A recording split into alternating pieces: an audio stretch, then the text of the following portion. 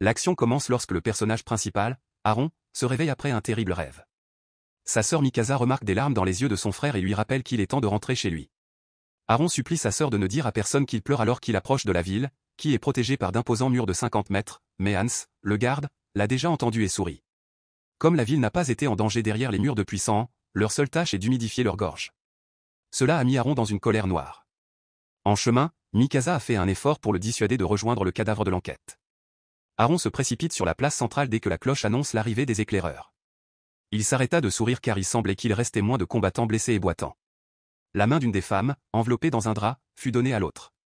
Elle a aussi réalisé, les larmes coulant sur son visage, que non seulement son fils mais aussi beaucoup d'autres personnes étaient mortes en vain. Aaron et ses parents se disputent en rentrant à la maison parce que Mikasa a parlé à tout le monde du désir de son frère de rejoindre les services de renseignement. Le père fait alors la promesse de montrer à Aaron le vendeur, qu'il avait toujours gardé caché car il reconnaissait la soif de connaissance de son fils. Mais la mère s'oppose avec véhémence au choix d'Aaron. Après avoir échappé à sa mère, il a croisé un ami d'Armin qui se faisait battre par des voyous du quartier. Quand ils ont vu Aaron, ils ont tout commencé à se disperser, et ils souriaient déjà. Ils échappaient en fait à Mikasa, qui poursuivait son frère. Tous trois se sont ensuite assis au bord de l'eau, contemplant le fait que les murs n'offrent pas le salut éternel, lorsqu'un flash jaune explosif provenant de derrière le mur a secoué toute la zone. Tous les gens ont immédiatement afflué vers le mur en groupes énormes. Là, tout en haut, une énorme main, puis une tête d'où sortait de la vapeur, se matérialisèrent. C'était le plus grand titan qui n'avait pas été vu près des murs depuis de nombreuses années. En se balançant avec un pied, il a fait un trou dans le mur, et tous les titans ont immédiatement fait irruption dans la ville. En courant vers leur maison avec sa sœur, Aaron a été frappé par un bloc. La mère ne pouvant plus être aidée, elle a été écrasée et obligée de fuir. Les enfants ont été emmenés par la grippe d'Anna. Devant Aaron, sa mère a été dévorée. L'expérience la plus mémorable de sa vie fut celle-ci. Les titans ont englouti la ville. Dans la panique, les gens tentent de fuir ou de se cacher. Aaron tient Anna pour responsable de la mort de sa mère, mais le gardien se tient lui-même pour responsable du crime. Les gardes tentent de tenir la ligne alors que les survivants se pressent autour des vaisseaux et font tout leur possible pour survivre. Une autre explosion retentit alors près du mur. Un titan en armure détruisait tout sur son passage. Aucune arme ou piège n'a réussi à l'arrêter. Grâce à sa vitesse accrue, il a pu ouvrir la porte et le mur de Maria, permettant au titan de passer. Aaron pleure sa mère à bord du vaisseau et fait la promesse d'anéantir chaque titan. Il fait un rêve dans lequel son père lui demande de se rendre dans leur cave et tente de lui injecter des sirènes. Il est réveillé par Picasso, qui lui dit d'aller acheter du pain sur la place. Les gardes se plaignent que les enfants sont des nouveaux arrivants, même si Armin leur donne à chacun une miche. Même si les réfugiés ont été envoyés pour travailler la terre afin que chacun ait une récolte, cela reste insuffisant. La majorité des réfugiés ont été envoyés lorsque le gouvernement a décidé de reconquérir Wall-Maria l'année suivante. Malgré des pertes importantes, cela leur a permis de faire face quelque peu à la menace de la famine. Pour éviter qu'Aaron ne décède, Armin et Picasso décident de s'engager dans le 104e cours de catéchisme. Le commandant est apparu comme extrêmement strict, intimidant les cadets et les interrogeant sur leur récompense pour leur service. Aaron a été interrogé sur l'énorme titan qui perce le mur par tous les cadets parce qu'il est de Shigenshina. Sasha Bros, l'une des cadettes, a dû courir sans arrêt jusqu'à ce qu'elle s'évanouisse après avoir osé mâcher des pommes de terre à la ligne d'initiation des cadets. Elle appartenait à un groupe de personnes prêtes à tuer n'importe qui pour se nourrir. La première tâche consistait à maintenir l'équilibre sur l'appareil de simulation de l'UPM. Seule personne à s'accrocher à lui la tête en bas, Aaron s'est fait remarquer. Lors des combats contre les titans, l'UPM est une pièce d'équipement qui offre une mobilité inégalée. Même dans un état de panique, René tente d'apprendre quel est le secret du point de vue de Burtold afin d'éviter d'être expulsé le lendemain. Cependant, il ne fait que mentionner ses origines et n'a aucune idée de la manière de transférer le savoir-faire d'Aaron. Le lendemain, il s'est tenu seul sur la place, tandis que tout le monde observait sa lutte pour la survie. Il s'est avéré que la ceinture a été endommagée, et sur les équipements qui peuvent être réparés, il maintient l'équilibre avec confiance. 2 années se sont écoulées depuis son admission. Ils décrivent les parties difficiles de la formation. De plus, pendant l'entraînement, il couvre la défense au couteau, car on juge inutile. Aaron a pris la décision d'ennuyer Annie afin de la discipliner pour son absentéisme. Annie est le cadet le plus expérimenté et le plus combatif. Elle a rapidement mis Aaron à terre. La même chose est arrivée à René. Les cadets ont reçu l'ordre de combattre les titans pour mieux se cacher d'eux et éviter d'être anéantis, a appris Aaron lors d'une conversation avec elle. Plus tard, Jean et lui se disputent à nouveau, mais Aaron commence à contenir sa rage et l'attaque calmement avec une technique de corps à corps. Tous les cadets ont rapidement eu la possibilité de choisir leur prochaine destination. Il s'agissait de la police militaire, de la garnison, et du corps de reconnaissance. Aaron faisait partie des meilleurs qui pouvaient rejoindre la police militaire, mais il n'était pas prêt d'abandonner sa mission d'éliminer tous les titans et de ne plus vivre hors des murs. Néanmoins, la sélection de Mika et Armin par Aaron a été encouragée. Il se serre la main lors de leur rencontre sur la place, mais Aaron ne le tient plus pour responsable du décès de sa mère. Il s'avère qu'après avoir entendu le discours d'Aaron sur le cadavre de reconnaissance, Sacha Kani et beaucoup d'autres personnes ont changé d'avis et ont décidé de le rejoindre. Les cadets s'amusant se rassemblant contre le mur quand tout à coup, il y a un flash, suivi de l'apparition d'un titan massif qui a tué la mère d'Aaron. Il détruit ensuite un trou dans un autre mur. Lorsque l'énorme titan détruit tous les canons des murs, Aaron comprend que sa ligne de conduite était appropriée. Il tente de l'attaquer en essayant de lui trancher la nuque. Il disparaît, comme il y a 5 ans. Les soldats vont réparer les murs et défendre la population contre les titans. Aaron le rassure malgré son inquiétude et sa peur que la tragédie ne se reproduise. Lorsqu'une garnison accourt et signale la présence d'un titan massif, on montre comment le roi joue calmement aux échecs et converse avec le commandant Pixis, le commandant en chef de la partie sud des murs. Il est immédiatement évident que Mark ne se soucie que de lui-même et considère que la vie des autres ne vaut rien. Il souhaite qu'une armée entoure sa propriété. Les anciens cadets sont déjà pris de panique. Aaron lui fait arrêter de s'inquiéter car il n'est plus un garçon et la casa est divisée en une autre escouade. Avec quelques autres de ses cadets, il finit par se retrouver dans le 34e groupe. L'équipe Vanguard a déjà été vaincue par les titans. Un titan bondit brusquement et utilise ses dents pour attraper Cadet Thomas. Aaron vole et tue ce titan dans un accès de rage. Armin prend conscience de la paralysie de son corps due à la peur en regardant ses amis se faire dévorer vivants. Il est inhalé vivant par un titan. Aaron, qui dormait sur le vol derrière le titan, lui a sauté à la gorge et a sorti Armin alors qu'il était encore dans sa bouche. Connie retrouve Armin après avoir trouvé son ami dévoré. Il se tient désormais pour responsable de la mort d'Aaron. Il rencontre Anna et Tears en chemin. Elle tente de retrouver les amis qu'elle chérissait. Les gens se rassemblent près du mur à côté du passage. Le directeur d'une société commerciale, qui n'a également aucun égard pour la vie humaine, bloque le passage avec son chariot transportant une précieuse cargaison. Un déviant titan sprint soudainement vers la foule à grande vitesse. Heureusement, il s'éteint avant une potentielle tragédie. Mikasa le menace après avoir observé la résistance des maîtres de la haine. Elle a aidé à sauver des vies.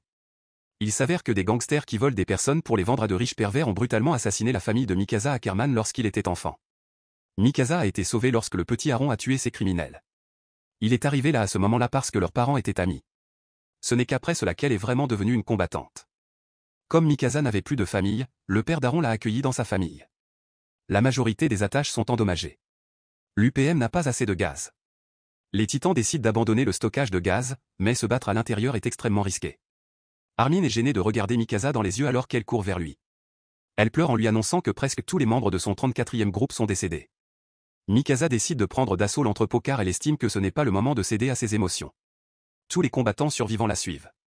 Alors qu'il la poursuit, Armin observe la quantité de gaz qu'elle consomme. Le gaz finit par s'épuiser, et Mikasa finit par s'effondrer dans un hangar dans une cour.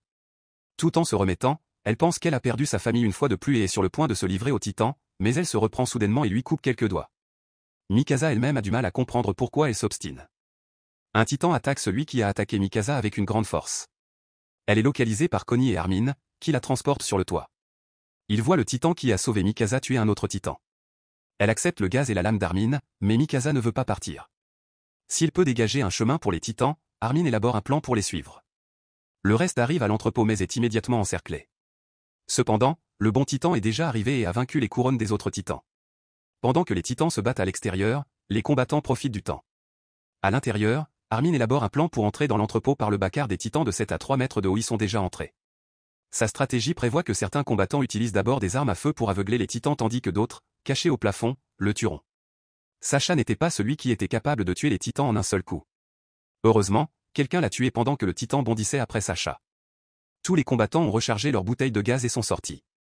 Ce titan était encerclé, et il s'avère qu'il n'a pas survécu aussi bien que les autres. Après avoir tué un combattant du détachement d'Armin, un titan pénètre dans l'entrepôt, arrache le bras de l'homme et se précipite pour le tuer.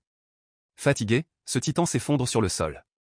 Mikasa se précipite pour tirer Armin de la section cervicale alors qu'il en émerge. Armin comprend que ses membres manquants ont été remplacés. Il y aurait peut-être eu moins de victimes si le détachement d'élite du cours de reconnaissance ne s'était pas trouvé ce jour-là en mission à l'extérieur du fort.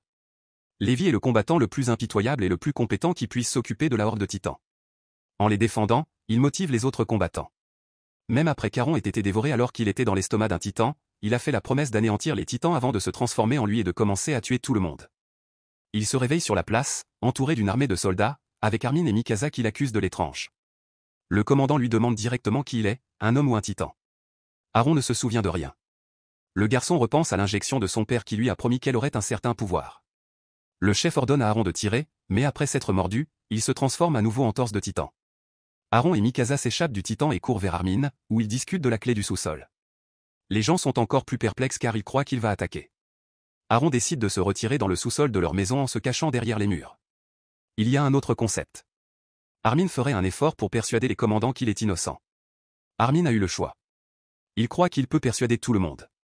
Le commandant était sur le point de tirer une seconde salve de canon quand la peur l'a envahi. Pixa le dissuade de donner une chance à Armin malgré son geste admirable. Armin explique au commandant, en haut du mur, une stratégie pour sauver la ville. Aaron est obligé d'utiliser un gros rocher pour boucher le trou dans le mur. Pixa rassemble des faits pour mettre en œuvre la stratégie d'Armin. Après ce qu'ils ont vu au combat, les combattants ne veulent même pas envisager d'engager une nouvelle fois le combat avec les titans. Anon remarque Aaron avec le commandant et est déconcerté quand Aaron lui fait signe de s'occuper de ses propres affaires. Aaron est présenté par Pixa comme le fruit d'un projet de transformation d'un humain en titan devant un groupe de soldats. Le commandant a promis de libérer tous ceux qui l'ont demandé après la bataille, mais la majorité n'y croit pas et prévoit de partir. Armin continue de travailler sur une stratégie qui permettrait à une escouade de détourner l'attention des titans pendant que l'autre surveillerait Aaron pendant qu'il porte le rocher sous forme de titan. Mikasa était un membre du groupe qui protégeait Aaron des titans. Aaron a attaqué Mikasa après s'être transformé en titan pour commencer l'opération. Elle tente de lui rappeler l'objectif en montant sur son visage, mais le titan se cogne accidentellement et tombe. Après avoir remarqué la lumière rouge du lance-roquette, chaque accessoire a perdu son esprit, mais le commandant continue l'opération. Le commandant Yang, le commandant de la défense d'Aaron, décide de le défendre plutôt que de le déserter. L'équipe qui pousse les titans dans leur dernier retranchement continue de se battre. Alors qu'Armin s'approche d'Aaron, il fait un trou dans son corps dans le but de le réveiller et de le ramener à l'esprit. Grâce à un UPM cassé, Jean a pu repousser le détachement, mais un soldat mort avec des outils se trouvait à côté de lui. Soudain, des bruits de pas se sont fait entendre. Aaron était celui qui avait surmonté son défaut. Il tenait un gros rocher dans ses bras. Aaron était attaqué par d'autres titans, alors le reste de l'équipe s'est précipité à ses côtés pour le défendre. Armin a pu soulever le rocher jusqu'à la porte car son titan faisait 15 mètres de haut. La porte était fermée, mais les titans à l'extérieur des murs étaient toujours en vie. Aaron était en train d'être retiré par Armin du titan Olivier qui venait d'arriver et qui les défendait. C'était la première fois que les titans étaient vaincus par des humains. Le commandant Irwin et Lévi interrogent Aaron sur ses motivations après son réveil dans un donjon souterrain où il est retenu prisonnier. La police militaire et le corps de Sens Recomique veulent tous deux s'approprier le pouvoir d'Aaron, aussi un procès doit-il bientôt avoir lieu pour déterminer qui le recevra. Mikasa et Aaron sont appelés à témoigner au tribunal. Il est personnellement escorté jusqu'à la salle d'audience par des membres du corps des renseignements également. La police militaire propose d'enquêter avant de se débarrasser de son corps. De plus, le corps des censeurs Recomique souhaite l'enrôler dans ses rangs et reprendre le mur des roses. Les prédicateurs des murs sont toujours impliqués dans leur dispute, qui se poursuit entre eux. Mikasa est interrogé lors du procès et accusé des mêmes délits qu'Aaron. Aaron craque et affronte ceux qui veulent l'exploiter à des fins lucratives. Lévi agresse Aaron et le justifie en disant qu'il s'agit d'une éducation par la douleur. Le corps de renseignement prend une décision au nom du corps. Aaron est amené dans leur ancien château et accepté dans le corps d'enquête. Là, ils sont nettoyés de fond en comble par l'ensemble de la composition. Au cours de leur conversation, ils découvrent que Lévi a été le pilleur d'une ville souterraine. Aaron a été prié de participer à l'expérience des titans demain par Ange, qui a assisté au rassemblement de l'événement. L'emplacement précis des cadets qui le rejoindront sera décidé aujourd'hui.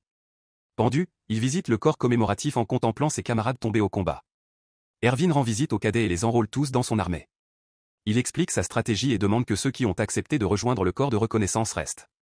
Sur la place, il y a encore une vingtaine de personnes qui ont rejoint le groupe de reconfirmation. Aaron avait précisé aux recrues nouvellement arrivées qu'elles ne s'étaient pas vues depuis une éternité. Lorsqu'ils étaient hors des murs, le plan de formation leur a été enseigné. Au-delà des murs. Les titans sont repoussés en cours de route par les détachements extrêmes, où sont stationnées les nouvelles recrues du corps de reconnaissance. Le mouvement est dirigé par le commandant Erwin, qui tente d'éviter tout titan potentiel. Une deuxième titan de 14 mètres apparaît à l'horizon, mais elle est trop rapide. Il s'avère que sa région cervicale a été blindée juste au moment où elle allait être tuée. D'après Armin, ce titan est soit colossal, soit blindé, ou bien il pourrait être Aaron. La femelle a attiré un SM de titan, et l'aile droite dans son ensemble est brisée. Elle a dépassé Armin, mais au lieu de le tuer, elle a enlevé sa capuche, jeté un coup d'œil, et continué à courir. L'ermite révèle qu'elle semble être à la recherche d'Aaron alors qu'elle est avec Jean et Berthold. Comme ils n'ont pas pu utiliser de signal pour prévenir que ce titan était dangereux, ils ont pris la décision d'essayer de détourner son attention. Ils avaient l'intention de se déguiser en quelqu'un d'autre pour détourner son attention, mais elle réagit rapidement et arrête toute tentative d'assassinat. Sous les capuches, ils se dirigent en direction de la zone centrale arrière où se trouvait Aaron au lieu de rester avec elle. L'un des chevaux de Berthold, Armin et Jean a été perdu, ils doivent donc rester. Heureusement, l'un des nouveaux arrivants, Krista, se présente avec 2 chevaux supplémentaires. La femelle s'approche du centre du bâtiment lorsqu'un informateur court vers le commandant Irwin et annonce que l'aile droite est cassée. La rangée centrale s'est enfoncée dans une forêt d'arbres énormes après que tout le monde y soit arrivé. Les autres ont alors tourné en rond. Un autre commandant a conseillé de grimper aux arbres et d'attendre l'ennemi pendant le trajet. Aaron semble se rendre compte que même Lévi ne sait pas quoi faire ensuite dans la forêt. Lévi est conscient que la forêt fournit à l'UPM le meilleur terrain. Tout le monde attend les instructions du capitaine car la femelle les a déjà rattrapés dans la forêt. Brusquement qui lui lance sa grenade paralysante et lui dit de se calmer. Le deuxième renfort se dirige vers la femelle. Parce qu'il peut aider les renforts, Aaron ne comprend pas le comportement froid du capitaine. Compte tenu de son expérience limitée, Lévi affirme qu'il a le droit de se transformer en titan s'il le souhaite. Cependant, le reste de l'équipe conseille de faire confiance au capitaine. Lévi élabore une stratégie pour libérer Aaron du corps du titan dans la forteresse. Il ne court le risque de perdre les membres repoussés d'Aaron qu'en les retirant de la zone cervicale. Comme le titan est déjà en train de les rattraper, Aaron prend la décision de faire confiance au capitaine et de pousser. Lorsqu'ils arrivent au piège, plusieurs canons tirent de nombreux harpons, et la femelle est faite prisonnière. La femelle couvre sa région cervicale même lorsqu'elle est capturée, ce qui démontre son intelligence. Les canons ont tiré sur elle sans autre harpon comme assurance supplémentaire. Tout le monde suppose que la femelle est aidée par un espion qui fait partie du cours de reconnaissance. Le chasseur tenta d'attaquer le titan, mais ses mains devinrent plus cristallines et blindées. Aaron a demandé au souffleur de libérer sa région cervicale en soufflant sur ses poignets. Lorsque la femelle réalisa la gravité de la situation, elle poussa un rugissement sauvage, ce qui fit fuir tous les titans dans la forêt. Les titans ont été distraits par un groupe de combattants de la forêt, qui les ont alors poursuivis. Ils se sont désintéressés des combattants et ont reporté leur attention sur la femelle. Le groupe d'Aaron a été brusquement attaqué par un homme se faisant passer pour le sien. Gunther a été mortellement blessé par l'inconnu. L'inconnu s'est retransformé en femme et a couru après le groupe d'Aaron. Ils l'ont attaqué, et alors qu'elle gémissait, les tissus mous autour de ses yeux ont commencé à saigner. Elle a concentré son métabolisme sur un œil, et après l'avoir ranimé, elle a tué toute l'équipe. Les amis décédés d'Aaron n'étaient plus des titans en colère. Ils ont commencé à se battre entre eux. La femme titan était beaucoup plus rapide et plus agile. Après avoir vu les cadavres des membres de l'équipe et s'être tourné vers le son, Lévi a compris ce qui s'était passé. Aaron a vaincu la femelle titan, mais il ne l'a pas vraiment frappée, à la place, il s'est cassé les deux bras. Pendant qu'il attend que ses mains guérissent, il réfléchit aux raisons pour lesquelles il n'a pas pris la bonne décision et ne s'est pas transformé plus tôt. Elle le frappe une fois et mange l'intégralité du corps d'Aaron, y compris sa tête. Lorsque Mikasa s'en aperçoit, elle commence à fuir. Lévi l'informe qu'il fuit parce que la femelle titan lui manque. Lévi observe que le titan ne se déplace plus aussi rapidement. Mikasa révèle que la femme qui a mis Aaron dans sa bouche ne l'a pas fait exprès pour le tuer. Lévi se met à trembler et demande à Mikasa de détourner l'attention du titan. Les muscles de la mâchoire sont sectionnés, et Aaron est ensuite arraché de la bouche de la femme. Les morts sont rassemblés par les soldats, et les autres personnes sont portées disparues. Au mépris des ordres d'Aaron, quelques soldats ont retiré un autre corps du nez d'un des titans parce qu'il les attirait. Cela a entraîné des pertes encore plus importantes. L'action est considérée comme infructueuse. Les cours d'enquête ont été raillés par la foule pour leur défaite. La police militaire d'aujourd'hui a pour tâche de faire escorter le convoi par Aaron pendant que les officiers et les commandants boivent et jouent aux cartes. Il y a de l'argent à gagner sur les biens publics qui sont achetés par le grand public. En route vers le roi, Armin croise Annie et lui demande de l'aider à cacher Aaron. Elle accepte finalement après une longue discussion. Mikasa, Armin et Aaron suivent Annie jusqu'aux fondations des ruines de la cité antique.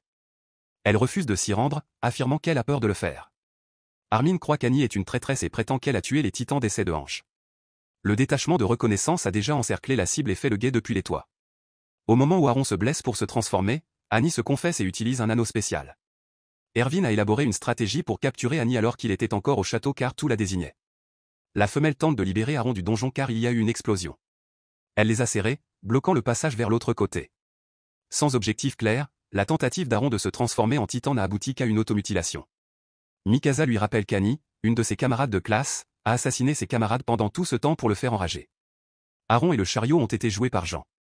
Erwin entend le titan exploser et se précipite pour l'aider, mais la police militaire les retient, lui et Lévi, car ils croient qu'ils se rendent aux arbres du roi. Bien que tombé dans un piège, Annie s'en échappe une fois de plus et poursuit Armin, qui l'a accusé de l'avoir trahi. Même dans un état semi-mortel, Aaron trouve la force de devenir un titan. De nombreux combattants et citoyens perdent la vie à la suite du combat d'Aaron contre Annie. Lévi n'intervient pas lorsqu'Erwin est enchaîné car les victimes supplémentaires sont inutiles. Aaron se jette sur Annie dans un accès de rage alors qu'il est englouti par les flammes après qu'Annie l'a plaqué contre le mur une fois de plus, lui cassant la jambe. Mikasa coupe les doigts d'Annie pour l'empêcher de courir et d'escalader le mur. Annie est déjà en train d'essayer de le faire. Alors qu'Annie se transforme en un cocon cristallin impénétrable, Aaron l'emporte. Mikasa, Armin et Jean sont amenés pour être interrogés, ainsi qu'Erwin, quand Aaron se réveille dans une pièce avec eux. Il se gève de pain. Le retour d'Aaron à la capitale est reporté d'un mois après qu'Erwin ait été déclaré innocent. Un mois après qu'Erwin ait été déclaré